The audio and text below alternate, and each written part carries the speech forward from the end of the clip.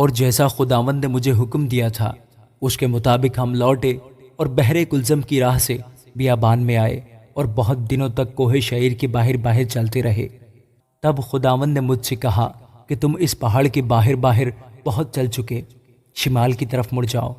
اور تو ان لوگوں کو تاکید کر دے کہ تم کو بنی عیسو تمہارے بھائی جو شعیر میں رہتے ہیں ان کی سرحد کے پاس سے ہو کر جانا ہے، اور وہ تم سے ہراساں ہوں گے، سو تم خوب احتیاط رکھنا اور ان کو مت چھیڑنا، کیونکہ میں ان کی زمین میں سے پاؤں دھرنے کی جگہ بھی تم کو نہیں دوں گا، اس لیے کہ میں نے کوہ شعیر عیسو کو میراث میں دیا ہے۔ تم روپے دے کر اپنے کھانے کے لیے ان سے خورش خریدنا اور پینے کے لیے پانی بھی روپے دے کر ان سے مول لینا، کیونکہ خداوند تیرا خدا تیرے ہاتھ کی کمائی میں برکت دیتا رہا ہے، اور اس بڑے بیابان میں جو تیرا چلنا پھرنا ہے وہ اسے جانتا ہے۔ ان 40 برسوں میں خداوند تیرا خدا برابر تیرے ساتھ رہا اور تجھ کو کسی چیز کی کمی نہیں ہوئی۔ سو ہم اپنے بھائیوں بنی عیسو کے پاس سے جو شعیر میں رہتے ہیں کترا کر میدان کی راہ سے ایلات اور اسون جابر ہوتے ہوئے گزرے، پھر ہم مڑے اور مواب کے بیابان کے راستہ سے چلے۔ پھر خداوند نے مجھ سے کہا کہ موابیوں کو نہ تو ستانا اور نہ ان سے جنگ کرنا، اس لیے کہ میں تجھ کو ان کی زمین کا کوئی حصہ ملکیت کے طور پر نہیں دوں گا، کیونکہ میں نے آر کو بنی لوط کی میراث کر دیا ہے۔ وہاں پہلے ایمیم بسے ہوئے تھے جو اناکیم کی مانند بڑے بڑے اور لمبے لمبے اور شمار میں بہت تھے، اور اناکیم ہی کی طرح وہ بھی رفائم میں گنے جاتے تھے، لیکن موابی ان کو امیم کہتے ہیں۔ اور پہلے شہر میں ہوری قوم کے لوگ بسے ہوئے تھے، لیکن بنی عیسو نے ان کو نکال دیا اور ان کو اپنے سامنے سے نیست و نابود کر کے آپ ان کی جگہ بس گئے، جیسے اسرائیل نے اپنی میراث کے ملک میں کیا جسے خداوند نے ان کو دیا۔ اب اٹھو اور وادی زرد کے پار جاؤ۔ چنانچہ ہم وادی زرد سے پار ہوئے، اور ہمارے قادس برنیہ روانہ ہونے سے لے کر وادی زرد کے پار ہونے تک 38 برس کا عرصہ گزرا۔ اسی اسنا میں خداوند کی قسم کے مطابق اس پشت کے سب جنگی مرد لشکر میں سے مر کھپ گئے، اور جب تک وہ نابود نہ ہو گئے تب تک خداوند کا ہاتھ ان کو لشکر میں سے ہلاک کرنے کو ان کے خلاف بڑا ہی رہا۔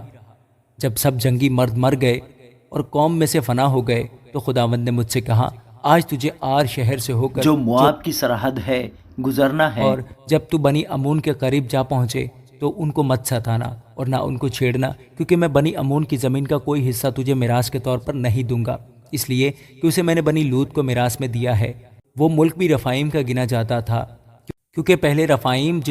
جن کو امونی لوگ زمزومیم کہتے تھے وہاں بسے ہوئے تھے۔ یہ لوگ بھی اناکیم کی طرح بڑے بڑے اور لمبے لمبے اور شمار میں بہت تھے، لیکن خداوند نے ان کو امونیوں کے سامنے سے ہلاک کیا اور وہ ان کو نکال کر ان کی جگہ آپ بس گئے، ٹھیک ویسے ہی جیسے اس نے بنی عیسو کے سامنے سے جو کوہ شعیر میں رہتے تھے ہوریوں کو ہلاک کیا اور وہ ان کو نکال کر آج تک انہی کی جگہ بسے ہوئے ہیں۔ ایسے ہی حویوں کو جو اپنی بستیوں میں غزہ تک بسے ہوئے تھے کفتوریوں نے جو کفتورہ سے نکلے تھے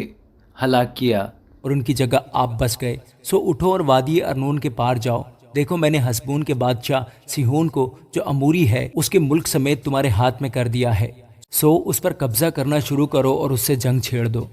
میں آج ہی سے تیرا خوف اور رعب ان قوموں کے دل میں ڈالنا شروع کروں گا جو روئے زمین پر رہتی ہیں، وہ تیری خبر سنیں گی اور کانپیں گی اور تیرے سبب سے بے تاب ہو جائیں گی۔ اور میں نے دشت قدیمات سے حسبون کے بادشاہ سیہون کے پاس صلح کے پیغام کے ساتھ ایلچی روانہ کیے اور کہلا بھیجا کہ مجھے اپنے ملک سے گزر جانے دے، میں شاہراہ سے ہو کر چلوں گا اور دہنے اور بائیں ہاتھ نہیں مڑوں گا۔ تو روپے لے کر میرے ہاتھ میں کھانے کے لیے خورش بیچنا اور میرے پینے کے لیے پانی بھی مجھے روپے لے کر دینا، فقط مجھے پاؤں پاؤں نکل جانے دے، جیسے بنی عیسو نے جو شعیر میں رہتے ہیں اور موابیوں نے جو آر شہر میں بستے ہیں میرے ساتھ کیا، جب تک کہ میں یردن کو عبور کر کے اس ملک میں پہنچ نہ جاؤں جو خداوند ہمارا خدا ہم کو دیتا ہے۔ لیکن حسبون کے بادشاہ سیہون نے ہم کو اپنے ہاں سے گزرنے نہ دیا، کیونکہ خداوند تیرے خدا نے اس کا مزاج کڑا اور اس کا دل سخت کر دیا تاکہ اسے تیرے ہاتھ میں حوالہ کر دے، جیسا آج ظاہر ہے۔ اور خداوند نے مجھ سے کہا، دیکھ میں سیہون اور اس کے ملک کو تیرے ہاتھ میں حوالہ کرنے کو ہوں، سو تو اس پر قبضہ کرنا شروع کر تاکہ وہ تیری میراث ٹھہرے۔ تب سیہون اپنے سب آدمیوں کو لے کر ہمارے مقابلہ میں نکلا اور جنگ کرنے کے لیے یحس میں آیا، اور خداوند ہمارے خدا نے اسے ہمارے حوالہ کر دیا، اور ہم نے اسے اور اس کے بیٹوں کو اور اس کے سب آدمیوں کو مار لیا، اور ہم نے اسی وقت اس کے سب شہروں کو لے لیا اور ہر آباد شہر کو عورتوں اور بچوں سمیت بالکل نابود کر دیا اور کسی کو باقی نہ چھوڑا۔ لیکن چپایوں کو اور شہروں کے مال کو جو ہمارے ہاتھ لگا لوٹ کر ہم نے اپنے لیے رکھ لیا، اور ایروئیر سے جو وادی ارنون کے کنارے ہے اور اس شہر سے جو وادی میں ہے جلعاد تک ایسا کوئی شہر نہ تھا جس کو سر کرنا ہمارے لیے مشکل ہوا۔ خداوند ہمارے خدا نے سب کو ہمارے قبضہ میں کر دیا، لیکن بنی امون کے ملک کے نزدیک اور دریائے یبوک کی نواحی اور کوہستان کے شہروں میں اور جہاں جہاں خداوند ہمارے خدا نے ہم کو منع کیا تھا تو نہیں گیا۔ آمین۔